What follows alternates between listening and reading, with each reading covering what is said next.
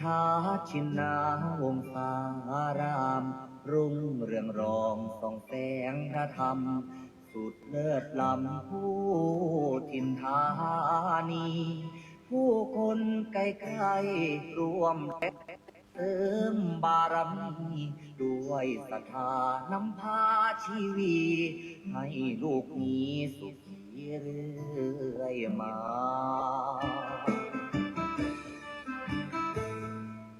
น้อมว่าองค์พระครูอภิรักษ์ชินวงศ์ท่านผู้คอยหนุนนำดำรงจิตจะโลกพระศาสนาบุญบารมีศาสตร์สองสีปกป้องภาราสั่งสอนธรรมเหล่าปวงศรัทธาเทศนาพจน์วัดตาสงสา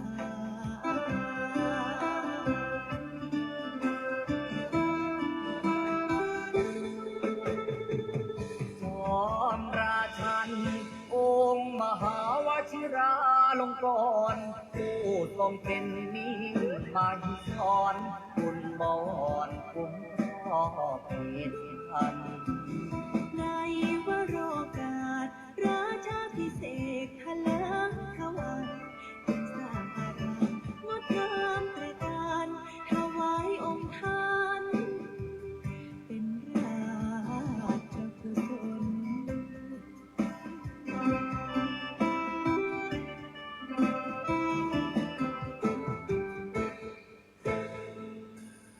วัดป่าพุทธชินาวงศารามตรงไกลๆแส่สองเลือนามทั่วเขตขามต่างทายยินยนต์ศูนย์รวมจิตใจสุดเลื่อมใสในดวงกมลของศรัทธาเหล่าสาธุชนสุขเลิศล้นบ่มีใดปาน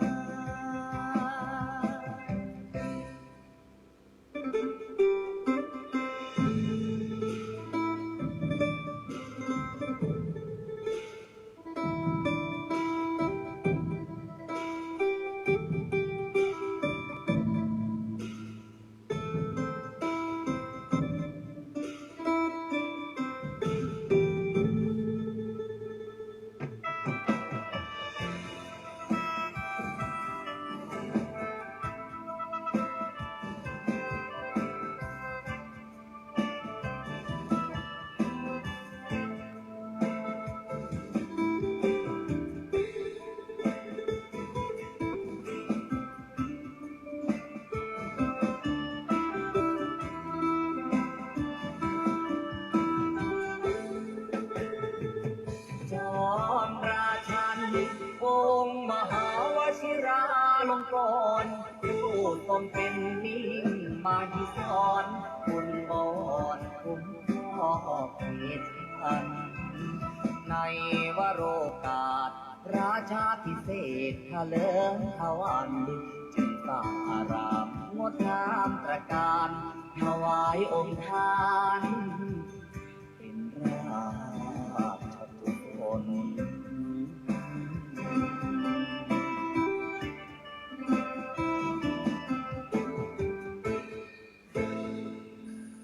ถึงการอันมงคลของชนสังวรขอวันพาประมุขน้อมก่อนกราบวิงวอนอ้อนอธิษฐานพระบารมีรุ่งเรืองสีนั้นจงบันดาลสิ่งศักดิ์สิทธิ์ทั่วถิ่นสถานโปรดช่วยประทานโลกนั้นร่มเย็น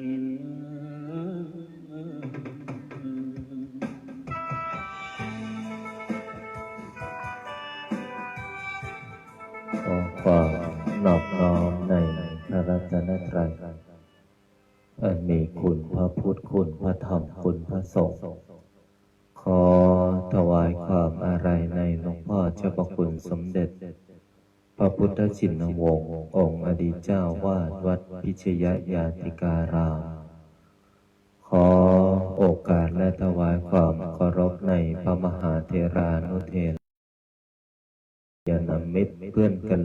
ธรรมทุกรูปทุกท่าน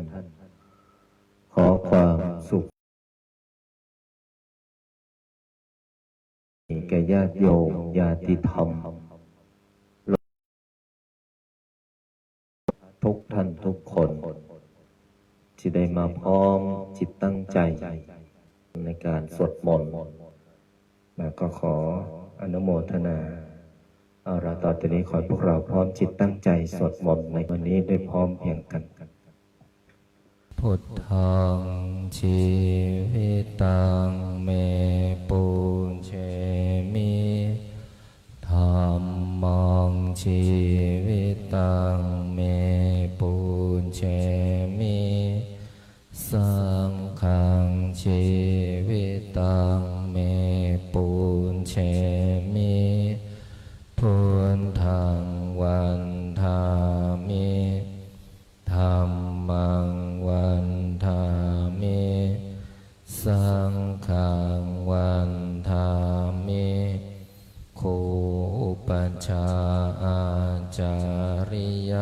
คุณังวันทามิมาตาปิตุคุณังวันทามิภาไตรสิกขาคุณังวันทามินะโมตัสสะภะคะวะโตอะระหะโตสัมมาสัมพุทธัสสะนะโมตัสสะภะคะวะโตอะระหะโตสัมมาสัมพุทธัสสะนะโมตัสสะภะคะวะโตอะระหะโตสัมมาสัมพุทธัสสะพุทธังสรณังคัจฉามิธัมมังสรณังคัจฉามิสังฆังสรณังคัจฉา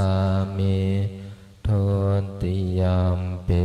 พุทธังสรณังคัจฉามิทุติยัมปิธัมมังสรณังคัจฉามิทุติยัมปิสังฆังสรณังคัจฉามิตติยัมปิพุทธังสรณังคัจฉามิตติยัมปิธัมมังสรณังคัจฉามิตติยัมปิสังฆังสรณังคัจฉามิปานา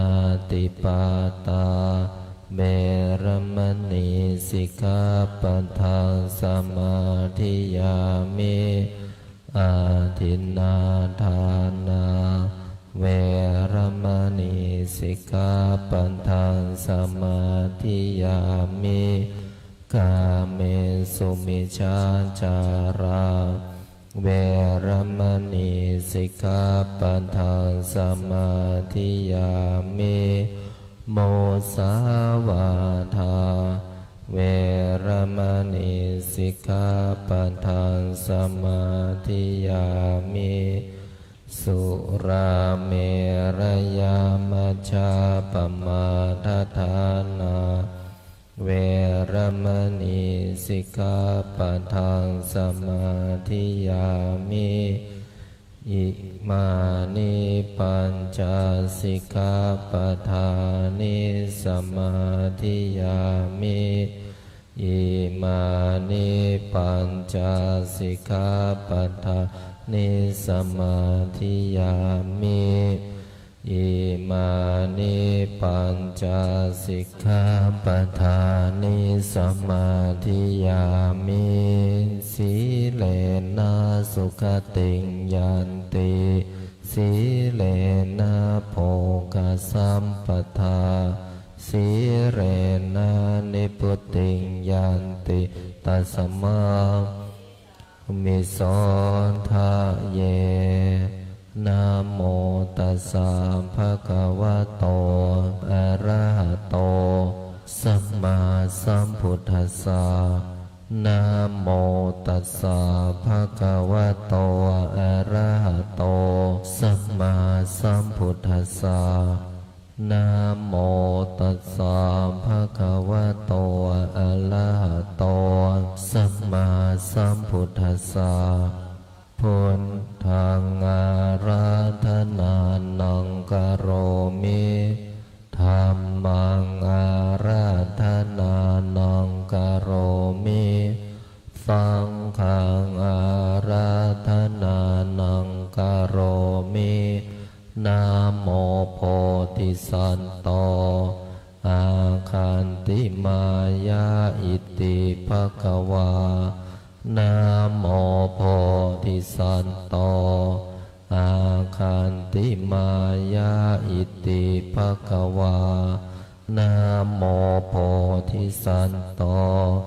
อาคันติมายาอิติภควานะโมโพธิสัตโตพรหมปัญโยนะโมโพธิสัตโตพรหมปัญโยนะโมโพธิสัตโตพรหมปัญโยโยโทโสโมหะจิตเตนาภูนทสมิงปาปะกะโตมายากามะทะเมกาตังโทสังสัพพะปะปังวินาสันโตโยโทโสโมหะจิตเตนาธรรมสมิงปาปะกะโตมายากามะทะเมกาตังโทสังสัพพะปะปังวินาสันโตโยโทโสโมหะจิตเตกัสสมิงปาปะกะโตมายากามะทะเมกาตังโทสังสัพพะปะปังวินาสันโตนะโมตัสสะภะคะวะโตอะระหะโตสัมมาสัมพุทธัสสะนะโม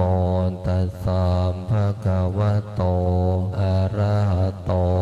สัมมาสัมพุทธัสสะนะโมตัสสะภะคะวะโตอะระหะโตสัมมาสัมพุทธัสสะนะโมพุทธายะพระพุทธไตรรัตนญาณมณีนพลันสิสหัสสสุธรรมาพุทโธธรรมโมสังโฆยะถาพุทโมนะพุทธบูชาธรรมบูชาสังฆบูชาอาคิทานังวารังคันทังสิวารินจมหาเถลังอาหังวันทามิทุระโตอาหังวันทามิธาตุโยอาหังวันทามิสัพพะโตพุทธาธรรมสังฆปุญเชมินะโมพุทธายะพระพุทธไตรรัตนญาณมณีนพรัตน์สิสหัสสสุธรรมาพุทโธธรรมโมสังโฆยะถาพุทโมนะพุทธบูชาธรรมบูชาสังฆบูชาอาคิทานังวารังคันทังสิวาริจมหาเถลังอาหังวันทามิทุระโตอาหังวันทามิธาตุโยอาหังวันทามิสัพพะโตพุทธาธรรมสังฆปุญเชมินะโมพุทธายะพระพุทธไตรรัต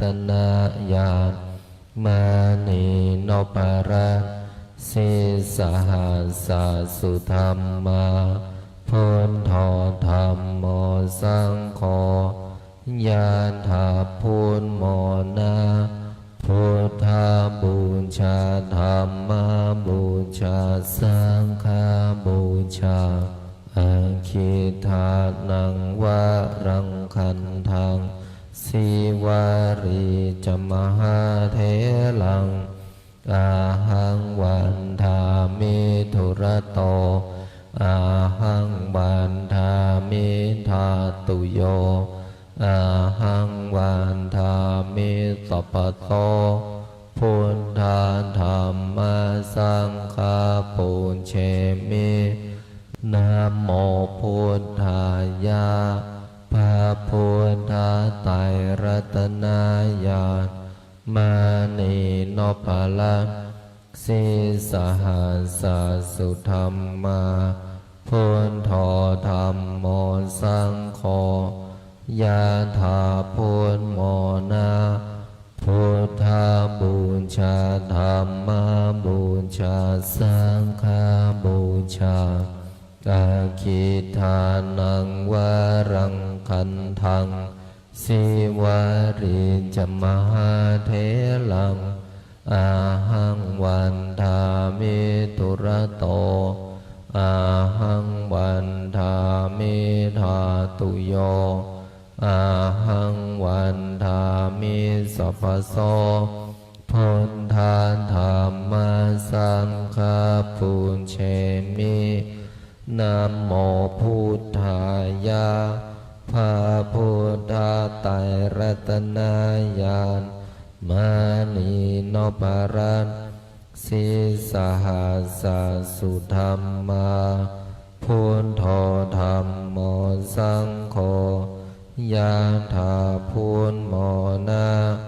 พุทธาบูชาธัมมาบูชาสังฆาบูชา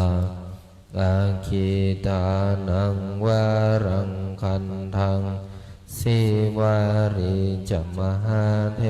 ลังอาหังวันทามิธุระโต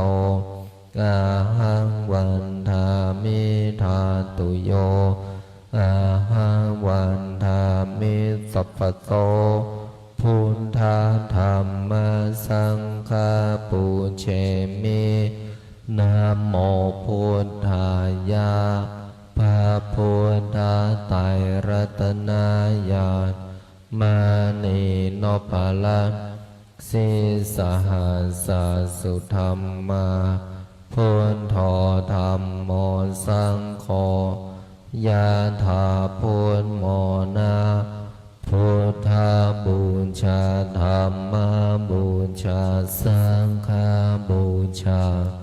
อาคิทานังวะรังคันทังสิวาริจมหาเถลังอาหังวันทามิธุระโตอาหังวันทามิธาตุโยอาหังวันทามิสัพพโส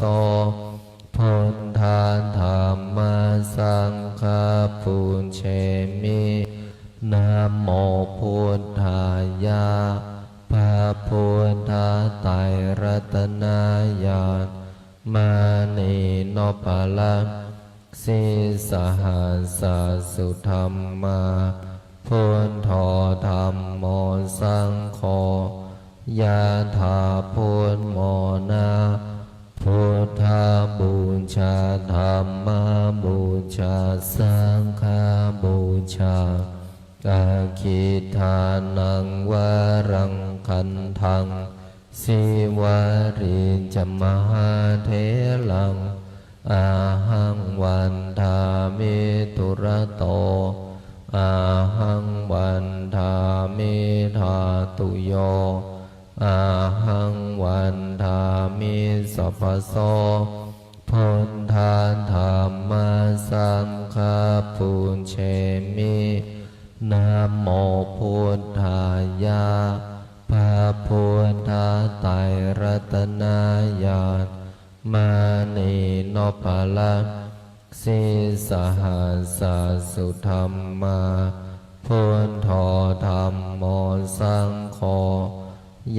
ถาพุทโม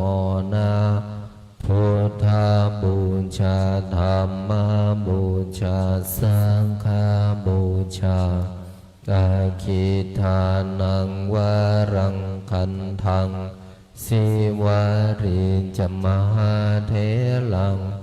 อาหังวันทามิตุระโตอาหังวันทามิธาตุโยอาหังวันทามิสัพพโสพุทธาธรรมสังฆปุญเชมิ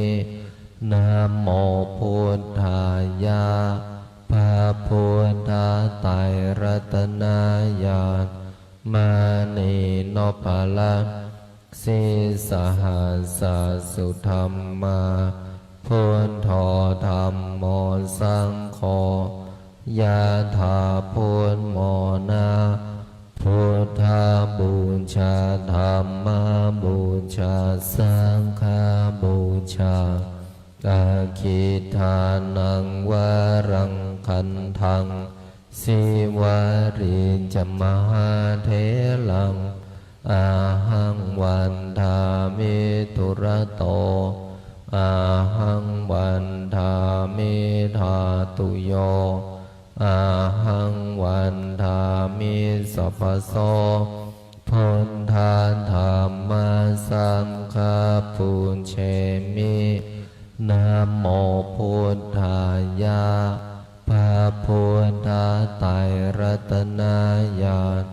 มานีโนภาลังสิสหัสสสุธรรมาพุทโธธรรมโมสังโฆยะถาพุทโมนาพุทธาบูชาธรรมบูชาสังฆบูชาอาคิทานังวรังคันทังสิวาริจมหาเถลังอาหังวันทามิตุระโตอาหังวันทามิธาตุโยอาหังวันทามิสัพพโสพุทธาธรรมสังฆปุญเชมินะโมพุทธายะพระพุทธไตรรัตนญาณมานีโนภาลังสิสหัสสสุธรรมาพุทโธธรรมโมสังโฆยะถาพุทโมนาพุทธาบูชาธรรมบูชาสังฆบูชาอาคิทานังวรังคันทังสิวาริจมหาเถลังอาหังวันทามิตุระโตอาหังวันทามิธาตุโยอาหังวันทามิสัพพโสพุทธาธรรมสังฆปุญเชมินะโมพุทธายะพระพุทธไตรรัตนญาณมานีโนภาลังสิสหัสสสุธรรมาพุทโธธรรมโมสังโฆยะถาพุทโมนาพุทธาบูชาธรรมบูชาสังฆบูชาอาคิทานังวรังคันทังสิวาริจมหาเถลังอาหังวันทามิตุระโตอาหังวันทามิธาตุโยอาหังวันทามิสัพพโสพุทธาธรรมสังฆปุญเชมินะโมพุทธายะพระพุทธไตรรัตนญาณมานีโนภาลังสิสหัสสสุธรรมาพุทโธธรรมโมสังโฆ ยะถาพุทโมนาพุทธาบูชาธัมมาบูชาสังฆาบูชากาคิทานังวารังคันทังสิวาริจมหาเถลังอาหังวันทามิตุระโตอาหังวันทามิธาตุโยอาหังวันทามิสัพพโสพุทธาธัมมาสังฆาปุญเชมินะโมพุทธายะพระพุทธไตรรัตนญาณมานีโนปะลังสิสหัสสะสุธรรมาพุทโธธัมโมสังโฆยะถาพุทโมนาพุทธาบูชาธัมมาบูชาสังฆาบูชากาคิทานังวารังคันทังสิวาริจมหาเถลังอาหังวันทามิตุระโตอาหังวันทามิธาตุโยอาหังวันทามิสัพพโสพุทธาธัมมาสังฆาปุญเชมินะโมพุทธายะพระพุทธไตรรัตนญาณมานีโนปะลังสิสหัสสะสุธรรมาพุทโธธัมโมสังโฆยะถาพุทโมนาพุทธาบูชาธัมมาบูชาสังฆาบูชากาคิทานังวารังคันทังสิวาริจมหาเถลังอาหังวันทามิตุระโตอาหังวันทามิธาตุโยอาหังวันทามิสัพพโสพุทธาธัมมาสังฆาปุญเชมินะโมพุทธายะพระพุทธไตรรัตนญาณมานีโนปะลังสิสหัสสะสุธรรมาพุทโธธัมโมสังโฆยะถาพุทโมนาพุทธาบูชาธัมมาบูชาสังฆาบูชากาคิทานังวารังคันทังสิวาริจมหาเถลังอาหังวันทามิตุระโตอาหังวันทามิธาตุโยอาหังวันทามิสัพพโสพุทธาธัมมาสังฆาปุญเชมินะโมพุทธายะพระพุทธไตรรัตนญาณมานีโนปะลังสิสหัสสะสุธรรมาพุทโธธัมโมสังโฆยะถาพุทโมนาพุทธาบูชาธัมมาบูชาสังฆาบูชากาคิทานังวารังคันทังสิวาริจมหาเถลังอาหังวันทามิตุระโตอาหังวันทามิธาตุโยอาหังวันทามิสัพพโสพุทธาธัมมาสังฆาปุญเชมินะโมพุทธายะพระพุทธไตรรัตนญาณมานีโนปะลังสิสหัสสะสุธรรมาพุทโธธัมโมสังโฆ ยะถาพุทโมนาพุทธาบูชาธัมมาบูชาสังฆาบูชา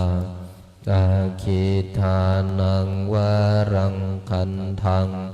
สิวาริจมหาเถลังอาหังวันทามิตุระโตอาหังวันทามิธาตุโยอาหังวันทามิสัพพโสพุทธาธัมมาสังฆาปุญเชมินะโมพุทธายะพระพุทธไตรรัตนญาณมณีโนภาลัสสิสหัสสะสุธรรมาพุทโธธัมโมสังโฆยะถาพุทโมนาพุทธาบูชาธัมมาบูชาสังฆาบูชาอาคิทานังวารังคันทังสิวาริจมหาเถลังอาหังวันทามิตุระโตอาหังวันทามิธาตุโยอาหังวันทามิสัพพโส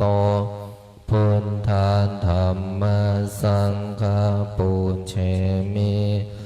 นะโมพุทธายะพระพุทธไตรรัตนญาณมณีโนภาลัสสิสหัสสะสุธรรมาพุทโธธัมโมสังโฆยะถาพุทโมนาพุทธาบูชาธัมมาบูชาสังฆาบูชาอาคิทานังวารังคันทังสิวาริจมหาเถลังอาหังวันทามิตุระโตอาหังวันทามิธาตุโยอาหังวันทามิสัพพโสพุทธาธัมมาสังฆาปุญเชมินะโมพุทธายะพระพุทธไตรรัตนญาณมณีโนภาลัสสิสหัสสะสุธรรมาพุทโธธัมโมสังโฆยะถาพุทโมนาพุทธาบูชาธัมมาบูชาสังฆาบูชาอาคิทานังวารังคันทังสิวาริจมหาเถลังอาหังวันทามิตุระโตอาหังวันทามิธาตุโยอาหังวันทามิสัพพโสพุทธาธัมมาสังฆาปุญเชมินะโมพุทธายะพระพุทธไตรรัตนญาณมณีโนภาลัสสิสหัสสะสุธรรมาพุทโธธัมโมสังโฆยะถาพุทโมนาพุทธาบูชาธัมมาบูชาสังฆาบูชาอาคิทานังวารังคันทังสิวาริจมหาเถลังอาหังวันทามิตุระโตอาหังวันทามิธาตุโยอาหังวันทามิสัพพโสพุทธาธัมมาสังฆาปุญเชมินะโมพุทธายะพระพุทธไตรรัตนญาณมณีโนภาลัสสิสหัสสะสุธรรมาพุทโธธัมโมสังโฆ ยะถาพุทโมนาพุทธาบูชาธัมมาบูชาสังฆาบูชาอาคิทานังวารังคันทังสิวาริจมหาเถลังอาหังวันทามิทุระโต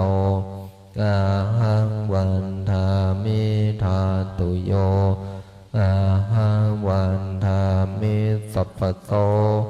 พุทธาธัมมาสังฆาปูเชมินะโมพุทธายะพระพุทธไตรรัตนญาณมานีโนภลักสิสหัสสุธรรมาพุทโธธัมโมสังโฆยะถาพุทโมนาพุทธาบูชาธัมมาบูชาสังฆาบูชาอาคิทานังวารังคันทังสิวาริจมหาเถลังอาหังวันทามิทุระโตอาหังวันทามิธาตุโยอาหังวันทามิสัพพโสพุทธาธัมมาสังฆาปูเชมินะโมพุทธายะพระพุทธไตรรัตนญาณมานีโนภลักสิสหัสสุธรรมาพุทโธธัมโมสังโฆยะถาพุทโมนาพุทธาบูชาธัมมาบูชาสังฆาบูชาอาคิทานังวารังคันทังสิวาริจมหาเถลังอาหังวันทามิทุระโตอาหังวันทามิธาตุโยอาหังวันทามิสัพพโสธาตุโยอาหังวันทามิสัพพโสพุทธาธัมมาสังฆาปูเชมินะโมพุทธายะพระพุทธไตรรัตนญาณมานีโนภลักสิสหัสสุธรรมาพุทโธธัมโมสังโฆยะถาพุทโมนาพุทธาบูชาธัมมาบูชาสังฆาบูชาคันทังสิวาริจมหาเถลังอาหังวันทามิทุระโตอาหังวันทามิธาตุโยอาหังวันทามิสัพพโสพุทธาธัมมาสังฆาปูเชมินะโมพุทธายะพระพุทธไตรรัตนญาณมานีโนภลักสิสหัสสุธรรมาพุทโธธัมโมสังโฆยะถาพุทโมนาพุทธาบูชาธัมมาบูชาสังฆาบูชา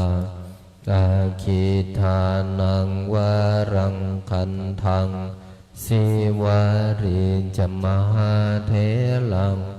อาหังวันทามิทุระโตอาหังวันทามิธาตุโยอาหังวันทามิสัพพโสพุทธาธัมมาสังฆาปูเชมินะโมพุทธายะพระพุทธไตรรัตนญาณมานีโนภลักสิ สีสหัสสุธรรมาพุทโธธรรมโมสังโฆยะถาพุทโมนาพุทธาบูชาธรรมบูชาสังฆบูชากาคิทานังวรังคันทังสิวาริจมหาเถลังอาหังวันทามิตุระโตอาหังวันทามิธาตุโยอาหังวันทามิสัพพโสพุทธาธรรมสังฆปุญเชมินะโมพุทธายะพระพุทธไตรรัตนญาณมานีนพลักสีสหัสสุธรรมาพุทโธธรรมโมสังโฆยะถาพุทโมนาพุทธาบูชาธรรมบูชาสังฆบูชากาคิทานังวรังคันทังสิวาริจมหาเถลังอาหังวันทามิตุระโตยะถาพุทโมนาพุทธาบูชาธรรมบูชาสังฆบูชากาคิทานังวรังคันทังสิวาริจมหาเถลังอาหังวันทามิตุระโตอาหังวันทามิธาตุโยอาหังวันทามิสัพพโสพุทธาธรรมสังฆปุญเชมินะโมพุทธายะพระพุทธไตรรัตนญาณมานีนพลักสีสหัสสุธรรมาพุทโธธรรมโมสังโฆยะถาพุทโมนาพุทธาบูชาธรรมบูชาสังฆบูชากาคิทานังวรังคันทังสิวาริจมหาเถลังอาหังวันทามิตุระโตอาหังวันทามิธาตุโยอาหังวันทามิสัพพโสพุทธาธรรมสังฆปุญเชมินะโมพุทธายะพระพุทธไตรรัตนญาณมานีนพลักสีสหัสสุธรรมาพุทโธธรรมโมสังโฆยะถาพุทโมนาพุทธาบูชาธรรมบูชาสังฆบูชากาคิทานังวรังคันทังสิวาริจมหาเถลังอาหังวันทามิตุระโตอาหังวันทามิธาตุโยอาหังวันทามิสัพพโสพุทธาธรรมสังฆปุญเชมินะโมพุทธายะพระพุทธไตรรัตนญาณมานีนพลักสีสหัสสุธรรมาพุทโธธรรมโมสังโฆยะถาพุทโมนาพุทธาบูชาธรรมบูชาสังฆบูชากาคิทานังวรังคันทังสิวาริจมหาเถลังอาหังวันทามิตุระโตอาหังวันทามิ มิสัพพโสพุทธาธัมมาสังฆาปุญเชมินะโมพุทธายะพระพุทธไตรรัตนญาณมานีโนภาลันสิสหัสสะสุธรรมาพุทโธธัมโมสังโฆยะถาพุทโมนาพุทธาบูชาธัมมาบูชาสังฆาบูชาอาคิทานังวารังคันทังสิวาริจมหาเถลังอาหังวันทามิทุระโตอาหังวันทามิธาตุโยอาหังวันทามิสัพพโสพุทธาธัมมาสังฆาปุญเชมินะโมพุทธายะพระพุทธไตรรัตนญาณมานีโนภารันสิสหัสสะสุธรรมาพุทโธธัมโมสังโฆยะถาพุทโมนาพุทธาบูชาธัมมาบูชาสังฆาบูชาอาคิทานังวารังคันทังสิวาริจมหาเถลังอาหังวันทามิทุระโตอาหังวันทามิธาตุโยอาหังวันทามิสัพพโสพุทธาธัมมาสังฆาปุญเชมินะโมพุทธายะพระพุทธไตรรัตนญาณมานีโนภารันสิสหัสสะสุธรรมาพุทโธธัมโมสังโฆยะถาพุทโมนาพุทธาบูชาธัมมาบูชาสังฆาบูชาอาคิทานังวารังคันทังสิวาริจมหาเถลังอาหังวันทามิทุระโตอาหังวันทามิธาตุโยอาหังวันทามิสัพพโสพุทธาธัมมาสังฆาปุญเชมินะโมพุทธายะพระพุทธไตรรัตนญาณมานีโนภาลันสิสหัสสะสุธรรมาพุทโธธัมโมสังโฆยะถาพุทโมนาพุทธาบูชาธัมมาบูชาสังฆาบูชาอาคิทานังวารังคันทังสิวาริจมหาเถลังอาหังวันทามิทุระโตอาหังวันทามิธาตุโยอาหังวันทามิสัพพโสพุทธาธัมมาสังฆาปุญเชมินะโมพุทธายะพระพุทธไตรรัตนญาณมานีโนภารัน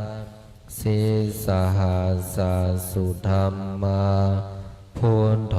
ธัมโมสังโฆยะถาพุทโมนาพุทธาบูชาธัมมาบูชาสังฆาบูชาอาคิทานังวารังคันทังสิวาริจมหาเถลังอาหังวันทามิทุระโตอาหังวันทามิธาตุโยอาหังวันทามิสัพพโสพุ สังฆาปูเชมินะโมพุทธายะพระพุทธไตรรัตนญาณมานีโนภลัง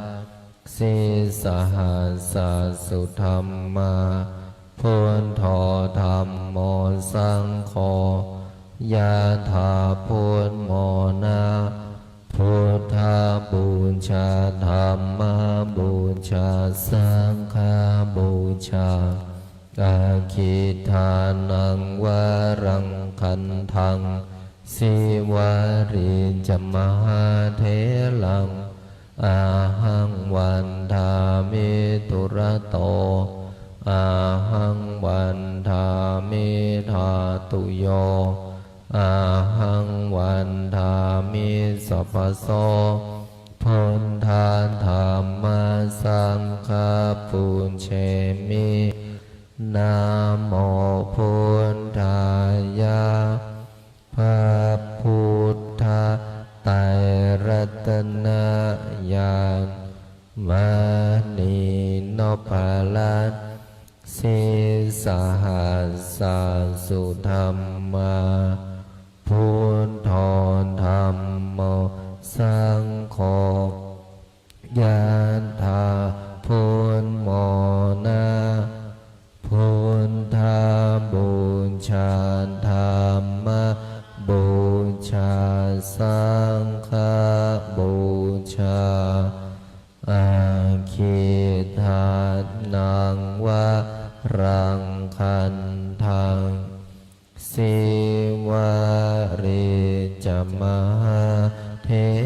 ลังอาหังวันทามิตุระโตอาหังวันทามิธาตุโยอาหังวันทามิสัพพโสพุทธธรรมสังฆปูเชมิสัมเพพุทธาสัมเพธัมมาสัมเพสังฆาพลังปัตตาปัจเจกานันจะยังพรังอรหันตานันจะเตเชนาราคัมพันธามิสัมภาโสสัพเพพุทธาสัมเพธัมมาสัมเพสังฆาพระปัตตาปัจเจกานันจะยังพรังอรหันตานันจะเตเชนาราคัมพันธามิสัมภาโสสัมเพพุทธาสัมเพธัมมาสัมเพสังฆาพละปันตาปัญเจกานันจะยังพรังอรหันตานันจะเตเชนาราคัมพันธามิสัมภาโสพุทธังอธิษฐามิธัมมังอธิษฐามิสังฆังอธิษฐามิขออำนาจบุญกุศลที่เกิดจากการสวดมนต์บทมหาจักรพรรดิบุญใดกุศลใดที่สำเร็จแล้วจงประสิทธิประทานพรให้ลูกหลานมนต์มหาจักรพรรดิทุกท่านทุกคนจงมีแต่ความสุขความเจริญนึกคิดทำปรารถนาสิ่งใดขอให้สิ่งนั้นพันสำเร็จสมความปรารถนาทุกประการอีกทั้งขอให้ทุกคนอย่าอดอย่าอยากอย่ายากอย่าจนให้มั่งให้มีให้ร่ำให้รวยมีเงินมีทองเหลือกินเหลือเก็บเหลือใช้ มีสุขภาพร่างกายที่แข็งแรง มีอายุขัยที่ยืนยาว ถึง100 ปี ทุกท่านทุกคนเทินขออนุโมทนากราบลาพระรัตนตรัยได้พร้อมเพียงกัน